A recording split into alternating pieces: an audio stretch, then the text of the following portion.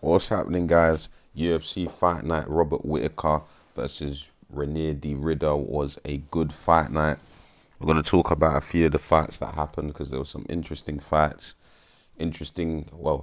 Amazing finishes. I was about to say interesting. But we'll start with, let's talk about Ibo, the last Ottoman. Yeah, Mr. Turkish Power. I was very disappointed. What a very disappointing fight. To be fair, it takes two to tango, so I can't blame Ibo for that. The fight was quite boring. It was pretty much a sparring match. I feel like because Ibo was coming off a loss, he was a bit reserved. He didn't fight the way he usually fights, and I'm gonna be honest, Ibo, you need to fight the way you fight. You have Turkish power, so someone like Ibo shouldn't fight reserved. Stick to what you know, because clearly, what you know works. Yes, it's a bit chaotic, but that trying to point fight and tippy tappy fighting is not your sort of style, mate. So Ibo, I was very disappointed in his performance. But hey, I hear it, man. He was coming off a loss. He obviously didn't want to take another loss again. But boy, he didn't even try to step on the gas at any point. He was just trying to point fight. He didn't really usually he would put himself in danger. And don't get me wrong, I know when you take a loss, it can change how you approach the next fight. But I feel like Ibo needs to stick to what he knows, man. He's been in Dagestan for the last couple months. 2-3 months, forget, instead of 2-3 years, guys.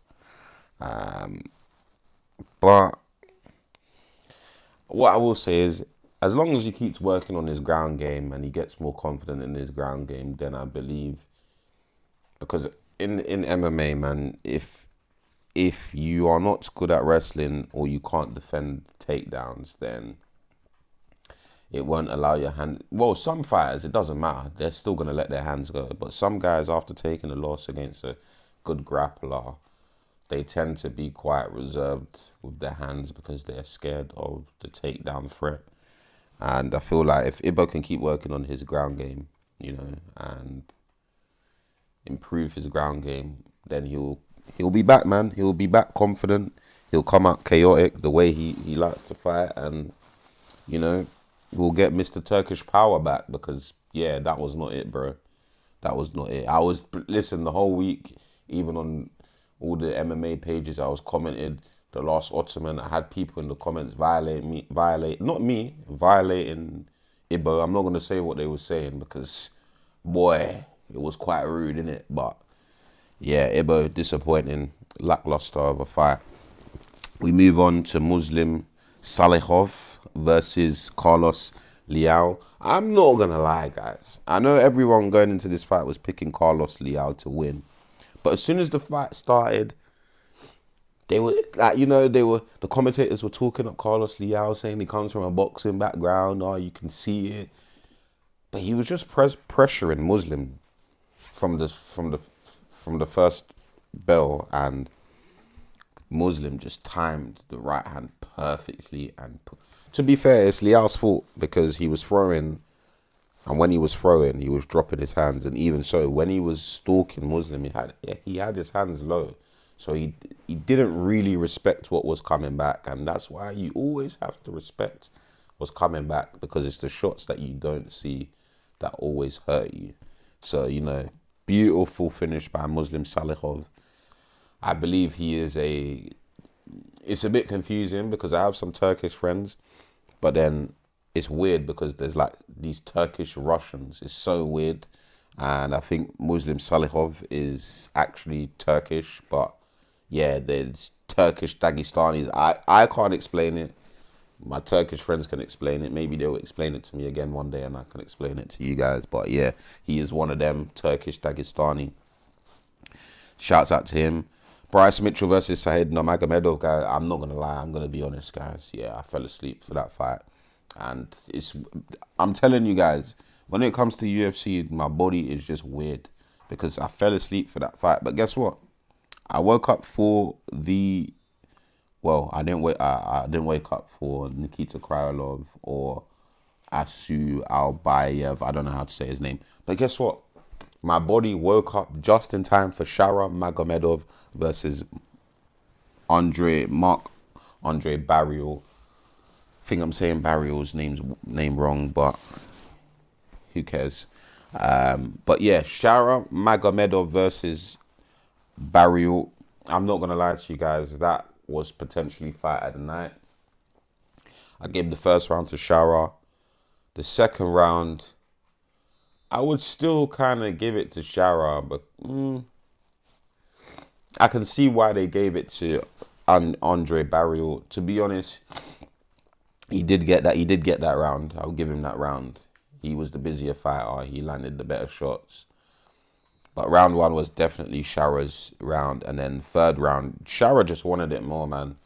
And I feel like he could have got the finish, but it's just Barrial is a very tough opponent. So shout out to Shara. He broke his nose in the second round.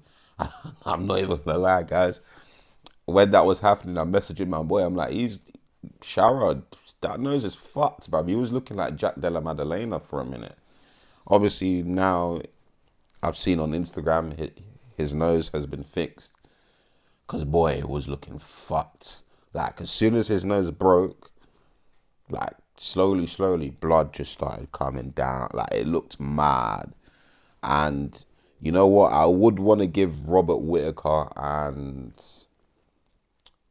RDR the fight of the night, but because both fighters were hurt in the fight between Shara and Barrial, I'm going to give that my fight of the night because both guys had to come through adversity and both guys were trying to, win the fight. But at the end of the day, Shara wanted it more.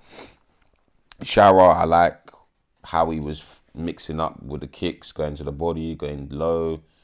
And then even in the clinch, he landed a few good elbows. There was even a point where he landed a triple elbow. So, and it's mad, he's fighting with one eye. So shouts out to him. The fact that he's able to do half of the stuff he does with one eye. Hats off to him. So shout out Shara Magomedov. Next up, we got Peter Yan versus Marcus McGee. And to be honest, guys, it was just a masterclass from Peter Yan from start to finish. I just feel like, I know people were saying, Marcus McGee's this, that, and the other. But from the opening bell, I just knew Peter Yan was going to win. And you know what, guys? Yesterday was probably the first time that I really got to see Peter Yan's boxing on full display. And honestly, his boxing is good, man. He has a very tight guard. It's hard to actually land through the guard. He has good head movement. Even the way he switches stances, the way he judges his distance and keeps distance with his lead hand. Peter Yan put on a very good performance, man. Was just picking Marcus McGee apart. I think he was steps ahead the whole fight. And yeah, Marcus McGee didn't really have much to offer in return. So yeah, it was a good performance for Peter Yan. To be honest, it's what I expected. I did think he would get the job done by decision. I didn't think he would finish Marcus McGee, just because Marcus McGee is quite tough. So, but a good performance from Peter Yan, from a 3-fight losing streak to a 3-fight winning streak. So we'll probably see Peter Yan fighting for the title soon. Shouts out to Peter Yan, great performance. And then lastly, we got Robert Whittaker versus Reiner the Ridder. And this one was an interesting fight because a lot of people... there was divided opinions, and there still is divided opinions. Like, even when I'm on Instagram, a lot of people are calling it a robbery. But to be completely honest, guys, I had it. All right, going into the 5th round, I had it 2-2. I gave the first round to Rob, second round to what's it called? Second round to Reiner the Ridder, then the third round to Rob, and then the 4th round to RDR. And the 5th round, it was anybody's fight. But I just feel like RDR won. not necessarily wanted it more. He just could fight more, man. He had more in the gas tank. He was the one pushing forward, forcing the fight. So, and he did, listen, he did do what he needed to do to win the fight in going into that 5th round.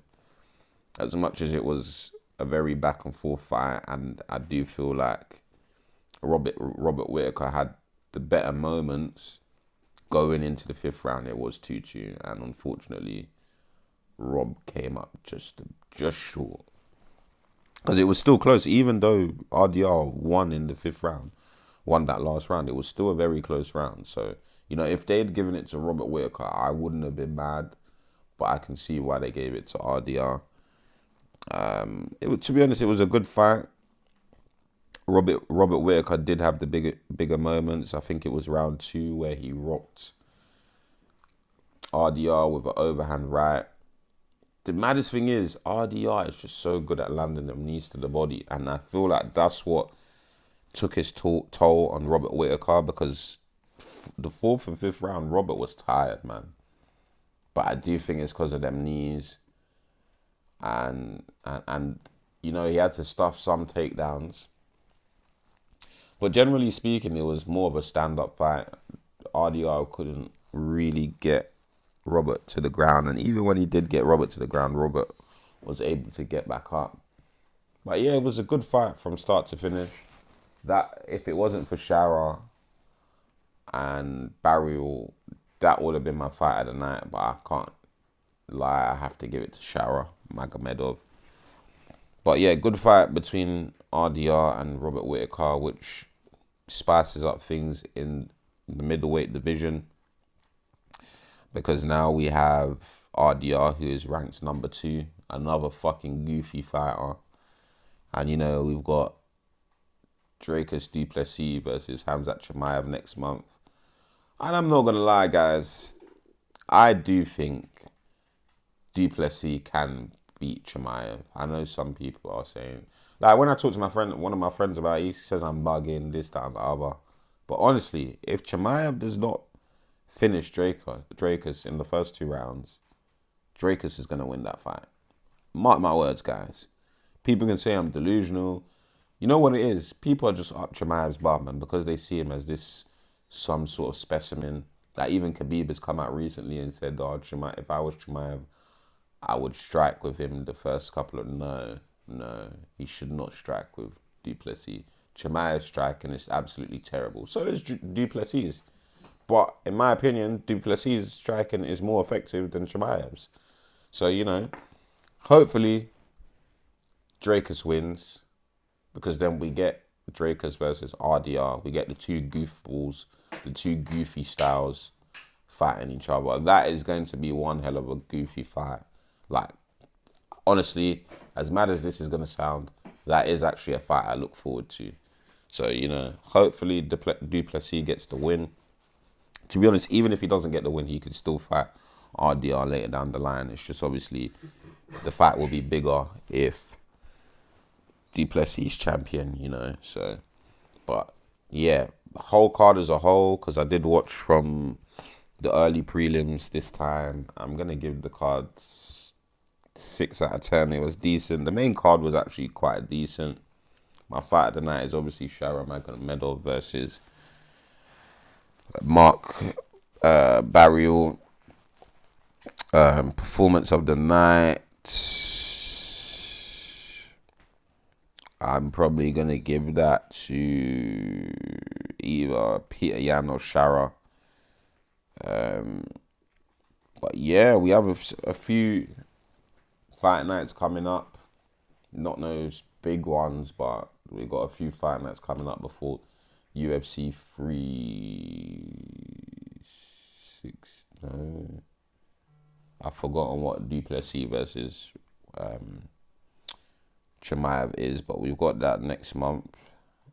So, you know, I'll probably drop some. To be honest, guys, I'm not going to lie. The cards that we got coming up are looking mid. I'm not going to lie. So, we'll see, man. We'll see. But in a bit, guys, like and subscribe. Hit the subscribe button. Make sure to hit the subscribe button. I'll see you guys again tomorrow. In a bit, man.